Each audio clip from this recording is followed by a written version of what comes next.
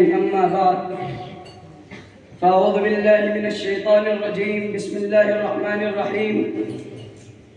يا أيها الناس إنا خلقناكم من ذكر وأنثى. صدق الله العظيم.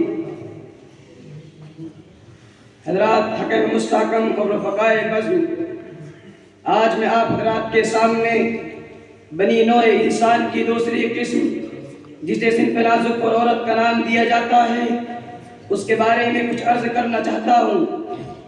مولانا عبد المتین صاحب قاسمی اپنی کتاب دیندار عورتیں یعنی بیانات مستورات میں رقم تراز ہیں کہ بعثت اسلام سے قبل عورت کی صنف نازک دنیا میں ایک مظلوم ترین تھی. مرد نہیں بلکہ صنف نازک کے مقابلے میں جنگل کا درندہ بن چکا تھا.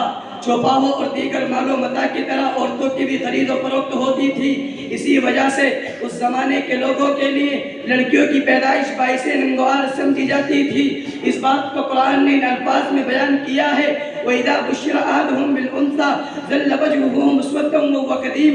اسی دیندار عورتیں نامی کتاب کے صفحہ 7 اور 8 پر لکھتے ہیں کہ جب اس گھنگور گھٹاؤ اور ظلم و ستم کے دبیز بادلوں میں اسلام کا آفتاب عالمتاب طلوع ہوا تو اس نے پوری دنیا کو فرحت و آشتی کی صبح صادق سے ہم آغوش کیا. یا ایھا الذین آمنوا لا یحل لکم ان ترثوا النساء کرہا. افراد و تفرید کے سارے بندنوں کو توڑ کر عورت کو مقام عطا کیا کہ عورت اپنے عورت ہونے پر ناز کرنے لگی. وَلَهُنَّ مِثْلُ الَّذِي عَلَيْهِنَّ بِالْمَعْرُوفِ.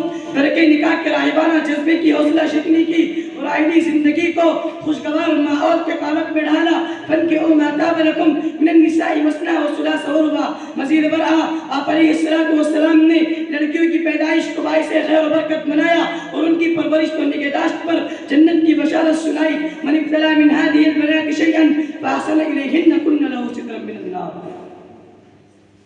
مولانا عفان خان صاحب قاسمی اپنی کتاب اسلام میں عورت قیدی شہزادی کے صفحہ 24 41 پر 48 پر لکھتے ہیں کہ عورت نام ہے اللہ کی عظیم نعمتوں میں سے ایک نعمت کا.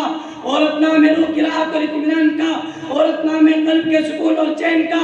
ومن آیاتہ ان خلق لکم من انفسکم ازواجا لتسکنوا الیہا وجعل بینکم مودۃ ورحمہ. اگر اسلام میں عورت کو کوئی مقام و مرتبہ نہ ہوتا تو اپنے متبعین کے لیے ماں کی خدمت و حقوق ادائیگی کرنے کے لیے اما یبلغن عندک الکبر احدہما او کلاہما فلا تقل لہما اف ولا تنہرہما وقل لہما قولا کریما کی تعلیم کیوں دیتا؟ اگر اسلام میں عورت کو کوئی اہمیت و فضیلت نہ ہوتی تو اپنے متبعین کے لیے خیارکم فی نسائکم کا فرمان کیوں جاری کرتا؟ اے امت محمدیہ کی گہوان ہارو، اسلام پر اعتراض کرنے والوں کو دندان شکن جواب دو. اگر وہ کہیں کہ اسلام نے مرد اور عورت کے درمیان مساوات قائم نہیں کیا تو ان سے کہو کہ اللہ رب العزت نے یا ایھا الناس انا خلقناکم من ذکر و انثی کیوں فرمایا؟ اگر وہ کہے کہ اسلام نے نکاح کا حکم دے کر عورت کو ایک ہی آدمی کے پاس قید کر دیا تو ان سے کہو کہ اسلام نے نکاح کا حکم اس لیے دیا تاکہ بشری تقاضے حلال طریقے سے ہوں. وَإِلَّا مَا وَرَاءَ ذَلِكُمْ أَن تَبْتَغُوا بِأَمْوَالِكُمْ مُحْسِنِينَ غَيْرَ مُسَافِحِينَ.